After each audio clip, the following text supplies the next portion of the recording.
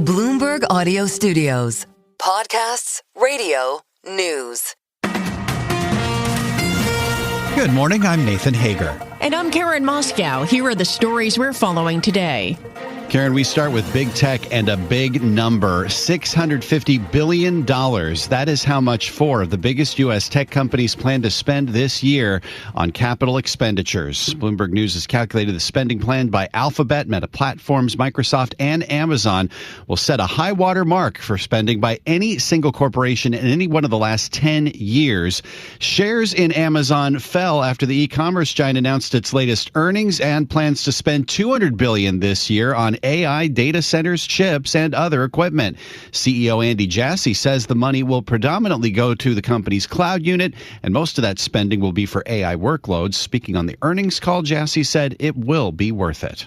When I look at this, what's happening, it's kind of unbelievable if you look at the demand of what you're seeing already with AI.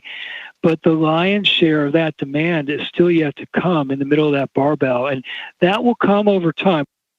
And Amazon shares are down almost 8% after Andy Jassy spoke, with the spending set to weigh on profits. Poonam Goyal covers Amazon for Bloomberg Intelligence. They need to invest, right? We know that Amazon has to continue to invest in cloud services. It needs to invest in AI. So there's a lot of catch-up that needs to be done here. I think the long-run narrative here is still good. The underlying results were solid across both AWS and retail. And Bloomberg Intelligence analyst Poonam Goyal notes that some of Amazon's capital expenditures will go toward its effort to compete with SpaceX's Starlink internet service by placing satellites in low Earth orbit. And Karen, the AI disruption trade has the S&P 500 on track for its worst week since April, and the risk-off mood has extended to crypto as well. Let's get the market roundup from Bloomberg's John Tucker. John, good morning. Yeah, Nathan, this is not unlike that DeepSeek sell-off a year ago. Investors have been spooked by developments on a couple of fronts. The rollout of those models from Anthropic that threaten to make software services redundant, alongside the eye-watering spending plans of the big tech companies you were just mentioning. Now, the tech-heavy NASDAQ Composite Index now a 3% year-to-date loss. The risk-off mood, it did extend to Bitcoin. The selling picked up steam this week in line with the unwinding of leverage bets and broader market turbulence. Nobel laureate Paul Krugman sees a possible crisis of faith in crypto. I think it's a big wake-up for people that, maybe this isn't actually going to be an enduring asset. Sell-off briefly dragged Bitcoin to a more than 50% retreat from the October peak. Just yesterday, investors pulled $434 million from U.S. exchange-traded funds for Bitcoin. And now this morning, stock futures are modestly higher, and Bitcoin is up 4%. Close to $66,000 a token. In New York, I'm John Tucker, Bloomberg Radio. All right, John, thank you. Let's turn to geopolitics now. And Oman said it mediated indirect talks between Iran and the United States over Tehran's nuclear program. In a post on X, Oman said its foreign minister met separately with Iranian Foreign Minister Abbas Araghchi, then with U.S. Mideast Special Envoy Steve Witkoff and Jared Kushner, President Trump's son-in-law. Bloomberg Economics Defense lead Becca Wasser tells Bloomberg Balance of Power she has some concerns. I am most certainly not optimistic. Really? And I think some of that is because of the firepower that we've seen massed in the region at this point in time. We've also seen Iran engage in some risky behavior, whether that is an attempt to seize a U.S. flagged tanker or whether that is having a drone buzz near the U.S. carrier in the Middle East. And Becca Wasser is defense lead for Bloomberg Economics. The talks come after a chaotic week that initially saw plans for regional countries to take part in talks in Turkey. Karen, President Trump is calling for the creation of a new nuclear arms treaty with Russia as its existing New START agreement expires. A post on Truth Social, the president writes, quote, rather than extend New START, we should have our nuclear experts work on a new, improved, and modernized treaty that can last long into the future. Former Republican Congressman Patrick McHenry thinks it's a good idea. I think we haven't addressed nuclear disarmament in over a generation here in the United States. I think it's a worthwhile endeavor. I think the complexity of this administration's foreign policy is not well understood by the market. Everything is interconnected. Russia, the Middle East, China. Russia, Ukraine, Middle East, China. Canada.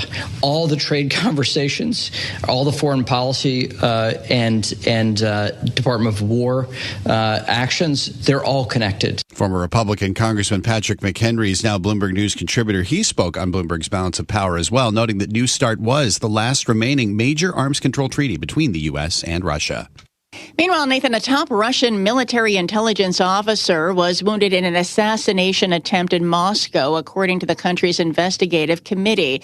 Lieutenant General Vladimir Alexeyev was hospitalized after a gunman fired several shots outside a residential building in northwest Moscow. Alexeyev is first deputy head of the GRU Military Intelligence Agency. Turning to Washington now, Karen, President Trump is looking to address Americans' cost of living concerns through a new online portal.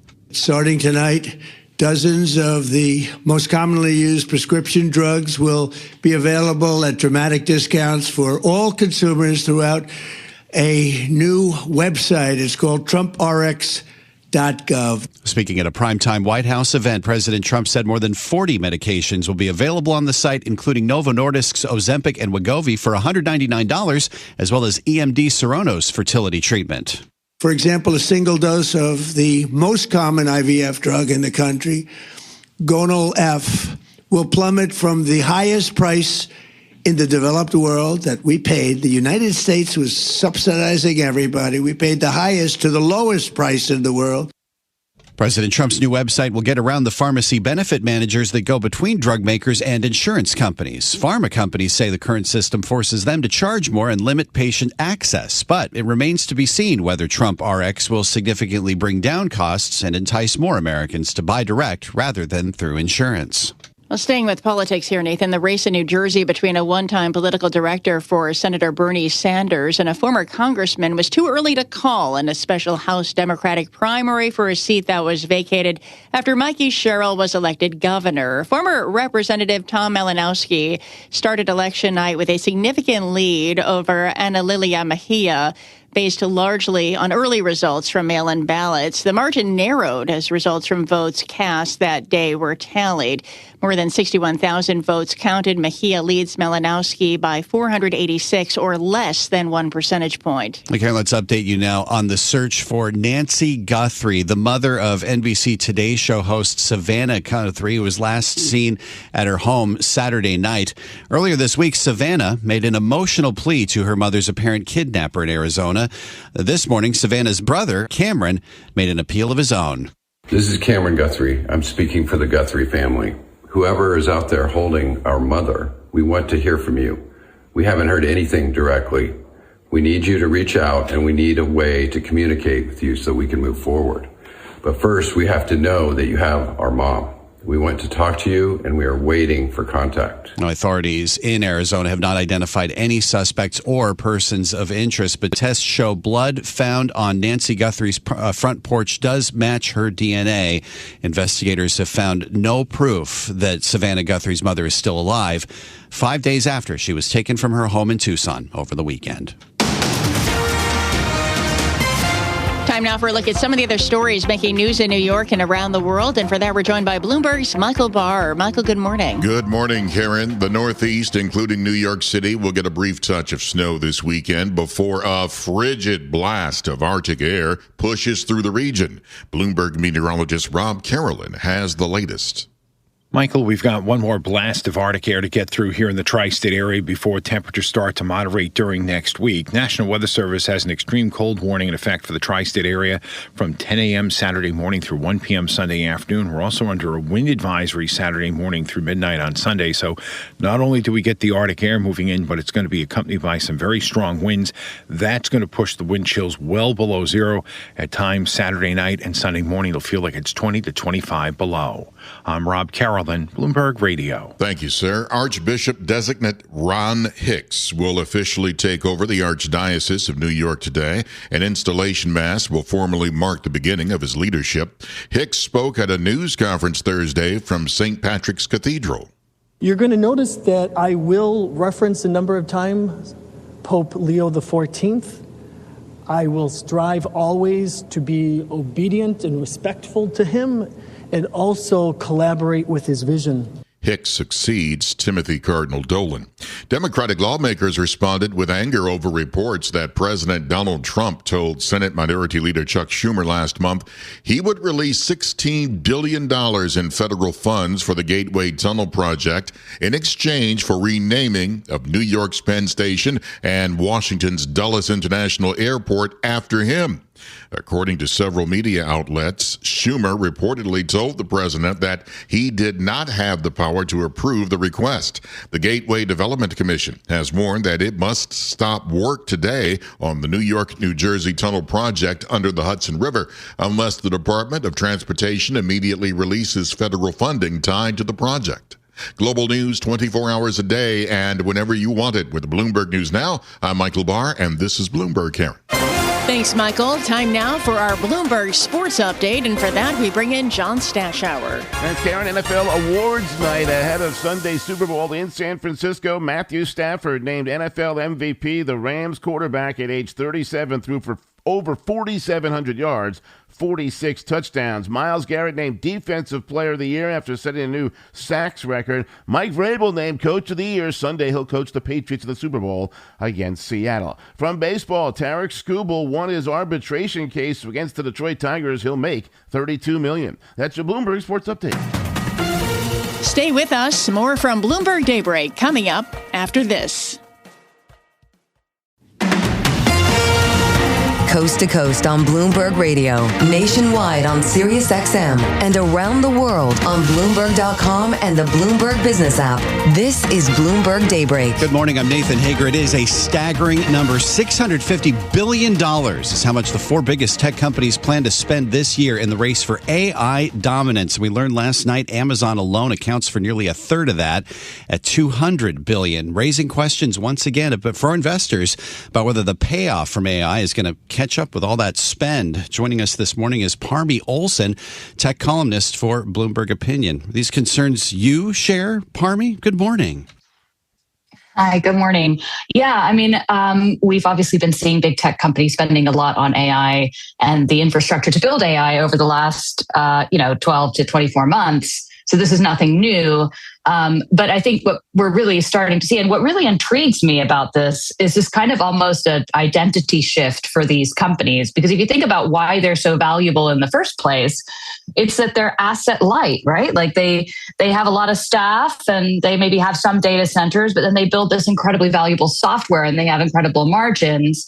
Now they're becoming these kind of capital intensive infrastructure operators. They're almost like telecoms now with all this CapEx spending. So it does feel like this is a gradual shift, and we're seeing it continue to happen. And there's definitely going to be some kind of questioning in the market about whether they deserve these premium valuations when they are spending quite so much. Yeah, and it's interesting to see how the reaction is played out just through this earnings season. When Meta Platforms reported how much they were going to spend, the market seemed to like it. Not so much for the rest of these names so far. What do you make of that? It's, with everything that's happened in the market this past week, and we can talk about the trigger from Anthropic as well, it's so hard to, identify exactly why markets move the way they do, as I'm sure you know. And let's also just point to the irony here that over the past 6 months to a year, the markets have been so fraught and volatile. We've had huge wobbles over concerns that AI is just completely overhyped. And then now we've got this $1 trillion wipeout for any stock that is potentially in AI's path. So it's kind of like, I think we're trying to figure out what the balance is here, and it could go either way. Yeah, let's talk a little bit more about that Anthropic news in our last 30 seconds here. We had the legal tool earlier this week, and now a new AI tool for financial research. Are we seeing the same kind of reaction in the market to this latest tool from Anthropic? Yes, we are. But it's so strange because the actual tool is not framed even by Anthropic as being aimed at finance. It's a general improvement on Claude Opus, both for enterprise workflows and for agents and for coding as well. But I think somehow the market has just picked up on the financial element. And it's quite, these companies, again, going back to the unpredictability of all this, Anthropic, even inside the company, didn't know that their other feature, Claude Code, was going to be so devastating to programming and that so many programmers would use it. They didn't even predict that the latest legal plugin that they announced on Friday, which was very quietly released, would have such an impact on enterprise software shares. So again, this is, these companies are coming up with these products so quickly, and they're very productive companies, but they don't know the impact they're having. This is Bloomberg Daybreak, your morning podcast on the stories making news from Wall Street to Washington and beyond. Look for us on your podcast feed by 6 a.m. Eastern each morning on Apple, Spotify, or anywhere else you listen. You can also listen live each morning starting at 5 a.m. Wall Street time on Bloomberg 1130 in New York, Bloomberg 99.1 in Washington, Bloomberg 92.9 in Boston, and nationwide on Sirius XM Channel 121. Plus, listen coast to coast on the Bloomberg Business app, now with Apple CarPlay and Android Auto interfaces. And don't forget to subscribe to Bloomberg News Now. It's the latest news whenever you want it, in 5 minutes or less.